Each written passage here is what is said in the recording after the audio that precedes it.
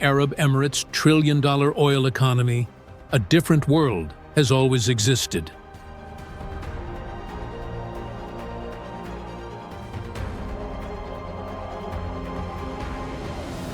A green oasis where date palms shade canals cut by hand 5,000 years ago, and cool water still reaches the farms below.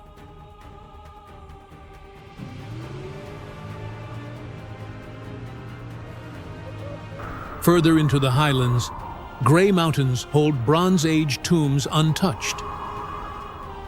Beehive-shaped, built by people whose names no one knows. Beyond those peaks, red dunes climb like walls at the desert's edge before the land drops away into the empty quarter. Far to the north, a quiet lagoon where oysters grow beside mangroves. Here, pearl diving, once a trade that sent men to sea for months, is finding its way back. Deeper in the Abu Dhabi desert, Bedouin hospitality, coffee, dates, and camel meat, offered without condition under open sky. And Al Ayala, drums and bamboo canes moving in unison, carrying the memory of old battlefields into public celebration.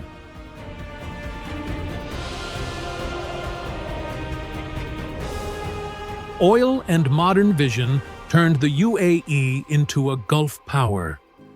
But the life that existed before the oil has not disappeared. We begin among the palms of Al Ain.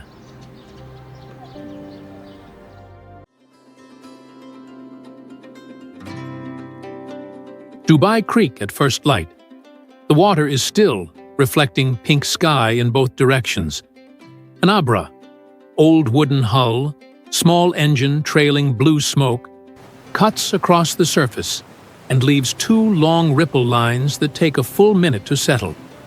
East Bank, Al Fahidi Quarter, low roof lines, square wind towers, walls the color of dry sand, buildings that face the water before there was anything else. West Bank, gold souk and spice souk, corrugated metal roofing, stalls fitted together since the 19th century. The smell from the spice side carries across the water.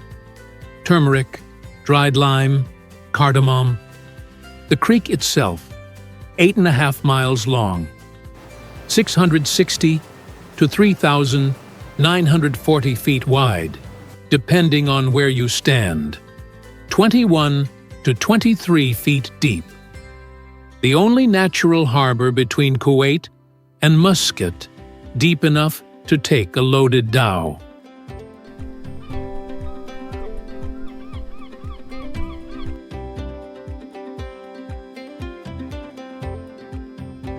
The Indian Ocean spice trade didn't just pass through Dubai, it stayed.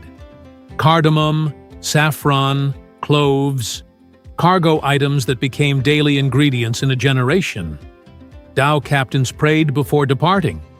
The Gulf takes boats and doesn't always return them. Maritime custom and Islamic practice arrived at the same structure independently. Commit your intentions before the crossing. The merchant Kandura absorbed what the creek brought in: Persian silks, Indian cotton, East African cloth, fabric that traveled to the port and stayed on the person.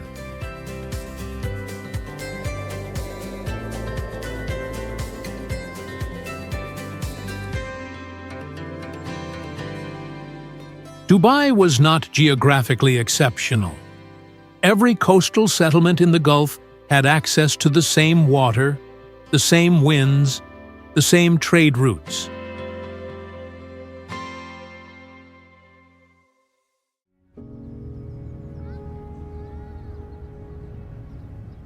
Abu Dhabi Corniche in the morning. 8 miles of waterfront, stone-paved promenade, straight rows of palms, blue water on one side, glass and steel on the other. Out on Saadiyat Island, the Louvre Abu Dhabi Dome, 590 feet across, a latticed metal roof with thousands of small openings. From inside, sunlight comes through in shifting patterns that move as the day moves. 7,850 rays of light, repositioning by the hour.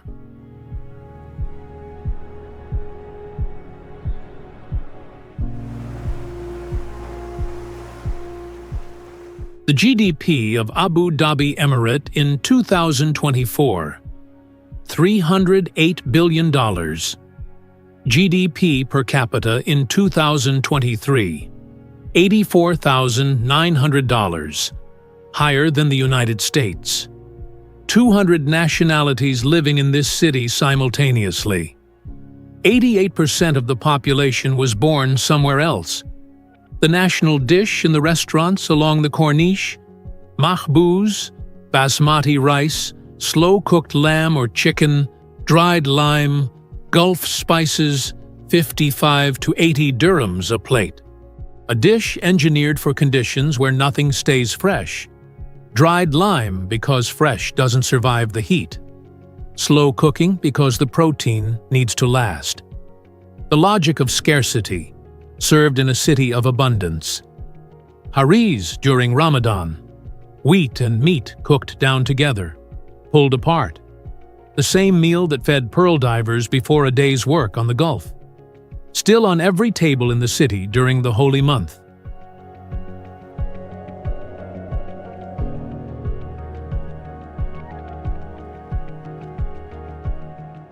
Friday, 281,941 people at one mosque. Thousands more at the hundreds of others across the city.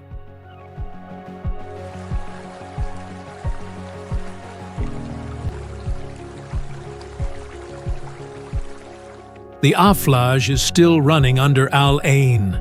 The Barjeel is still cooling houses in Al Fahidi. The mangroves are still sequestering carbon on the eastern coast. The falconer is still training a bird he'll release in January. All of it feeding into this, a capital city on a Gulf island, built in one generation, worth $308 billion a year, still organizing its week around Friday prayer. 90 miles north of this Corniche, there is a building so tall that its upper floors experience sunset later than the ground below. During Ramadan, residents on floor 124 must wait a few extra minutes to break their fast. The sun hasn't set for them yet. The building is holding the sun back. That floor is where we end.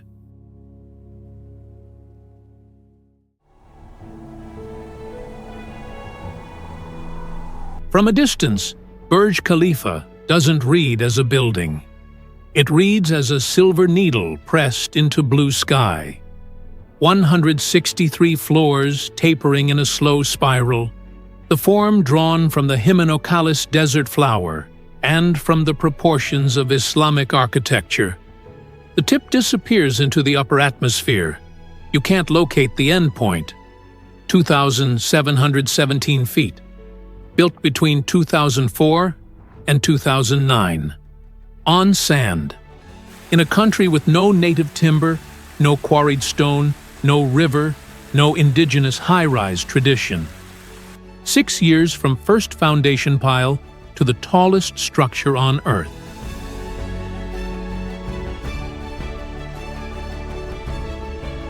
At the beginning of this journey, a question was planted and left open. Floor 124. Ramadan. The rules of sunset change.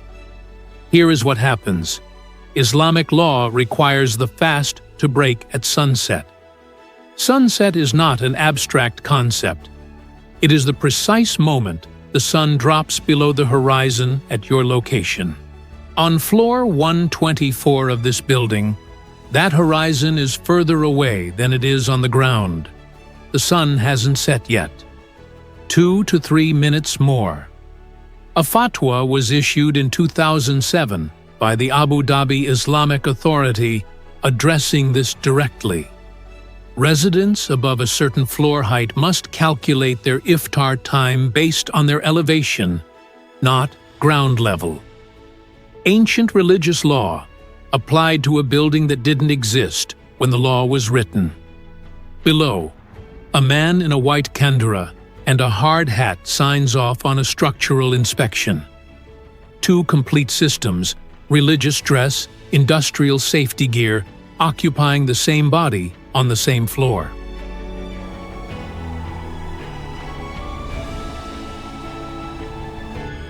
Standing at 2,717 feet above desert, looking west, Liwa, Murban, Aflaj channels 3,000 years old, still running.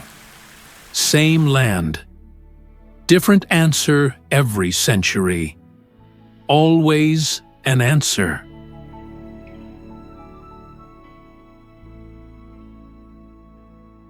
On the Gulf at Al Quwain.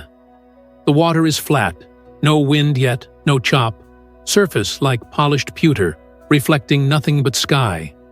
A wooden dhow sits low in the water, maybe a foot of freeboard above the surface. 10 men. 20. Oars moving in the same rhythm through the early mist. Salt, wet wood, lamp oil, the smell of the pearling season.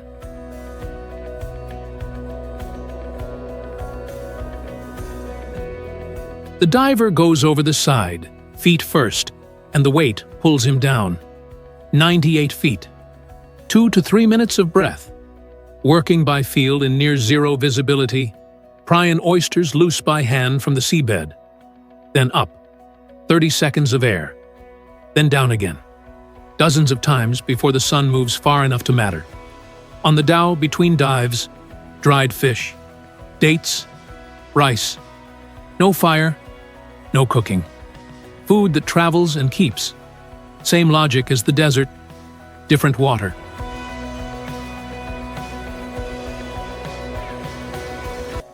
The diver wore almost nothing. A light wrap. Salt water and heat destroy heavy cloth in weeks. The sea strips everything down to function. In the 1930s, Japanese cultured pearls entered the market. Same nacre, same luster, fraction of the price. Natural pearl values collapsed within a decade.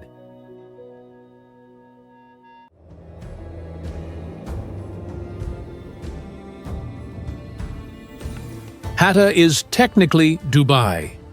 The maps confirm it, an exclave of the Dubai Emirate, surrounded on 3 sides by Oman.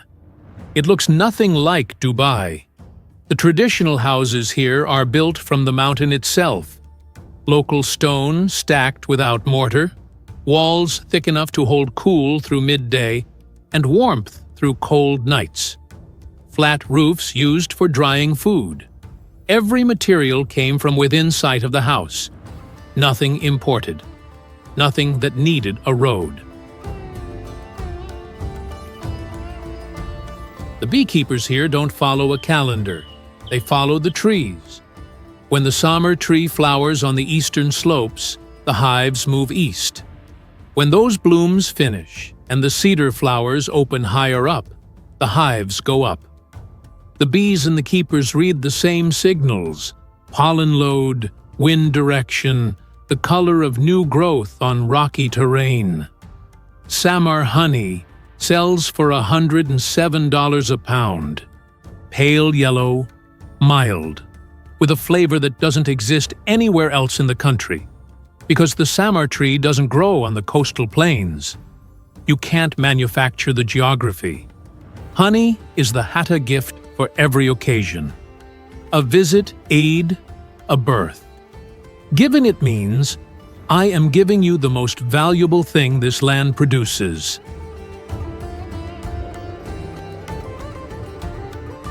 Kandura with heavier layers when the mountain nights drop. Abaya and thicker shawl. Darker fabric, heavier weave, the same silhouette as the coast, but dressed for a different elevation. Choose to stay in Hatta needs no philosophical argument. The wadi is cool. The water is clean. The honey is real. That is enough.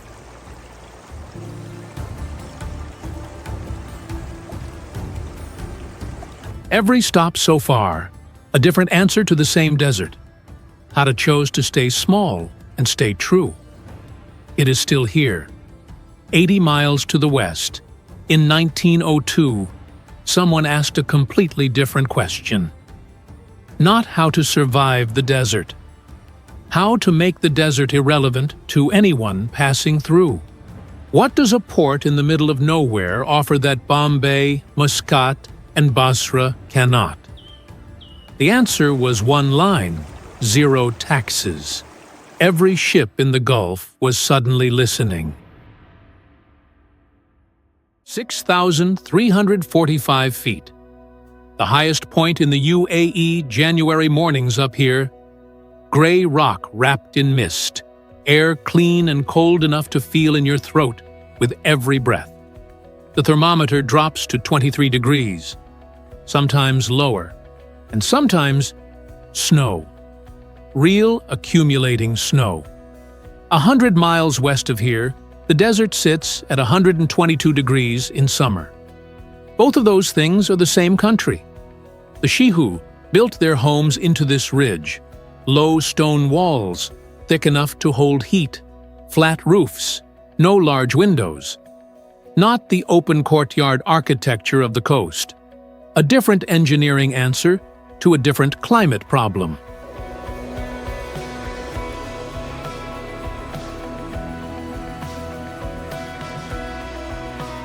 Before the cold months, families stockpile food and firewood.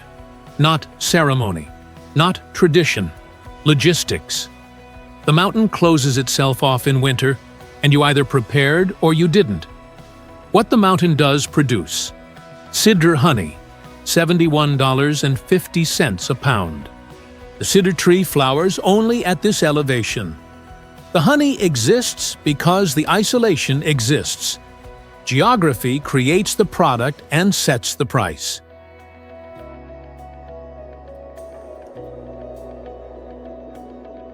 Same country, completely different body problem to solve. The Shihu chose altitude, the most isolated point this land offers. And less than 100 miles away, another community made the opposite choice. They went down, 98 feet under the surface of the Gulf, breath held, visibility near zero, feeling the seabed by hand for oysters. 2 to 3 minutes per dive. Dozens of dives per day.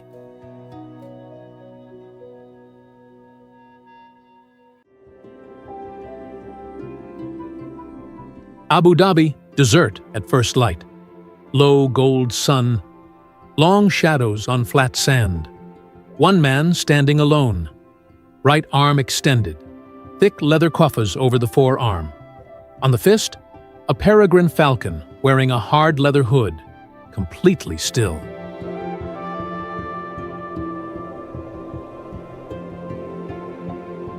More than 4,000 years of this practice, documented across Central Asia and the Arabian Peninsula. UNESCO inscribed falconry in 2016 as living intangible heritage. The reason it lasted? In the pre-oil desert, the houbara bustard was the primary winter protein source. The houbara moves fast across open ground. Almost nothing catches it except a trained falcon in a stoop. No falcon meant no meat through the lean months. Training takes months. The falconer and the bird sleep in the same room, eat on the same schedule. The bird's brain maps this human as safe, as the source of food, as the signal to fly. After the hunting season, October 20th to January 20th, the bird is released back to the wild. Next year, catch a new bird, train again from zero. The relationship resets annually. The knowledge in the falconer's hands does not.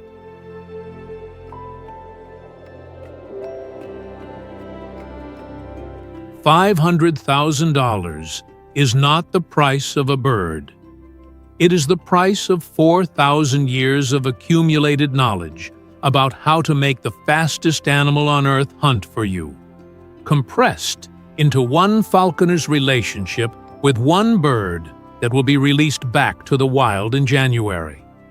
The same arc is running one more time. 25,000 camels. Judges scoring lip curve, neck shape, coat condition. Prize money in the tens of millions. And when the organizers suspect some owners of cheating, they bring in X-ray machines to check the camels for Botox.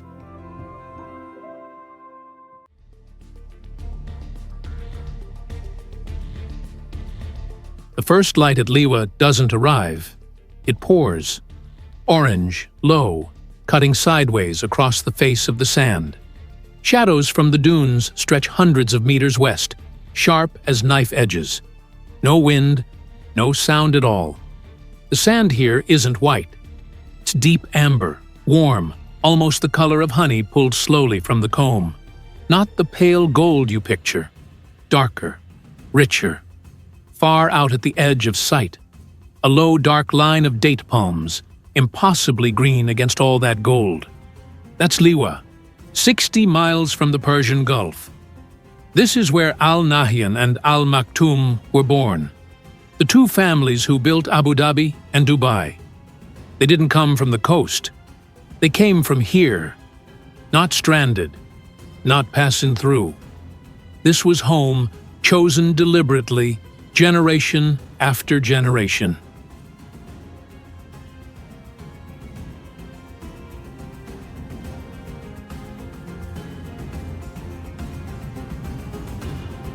Before sunrise, the Bedouin were already moving.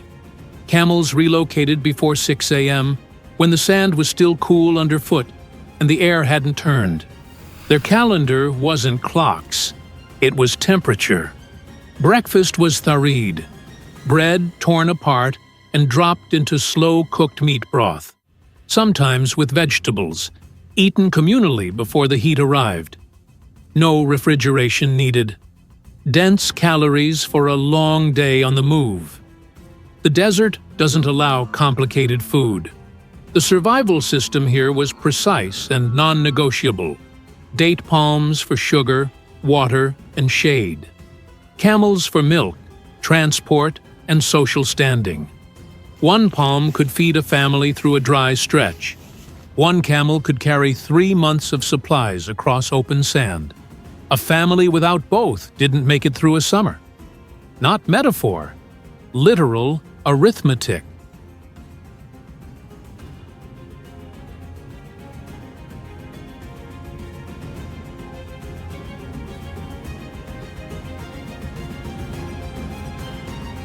Nothing here. That's the outside reading. The inside reading sees something else entirely.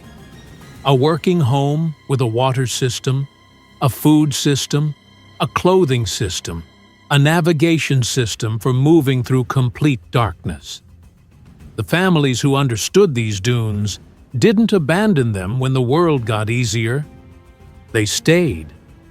They built outward from here. And 93 miles to the east, someone built the oldest answer still running. A water channel carved through rock, fed by gravity alone, flowing continuously for 3,000 years without a single pump. The desert asked the same question it always asks. Let's go hear the answer.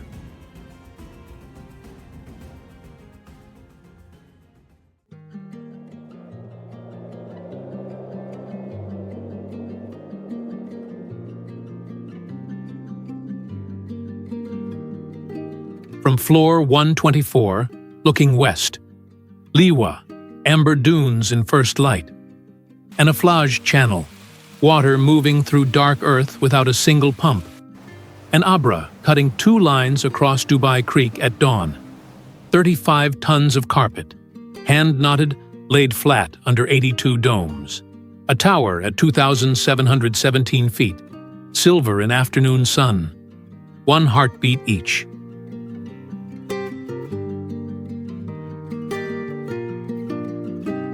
The desert didn't change. The question didn't change. Why here? Why stay? What changed every century was the answer.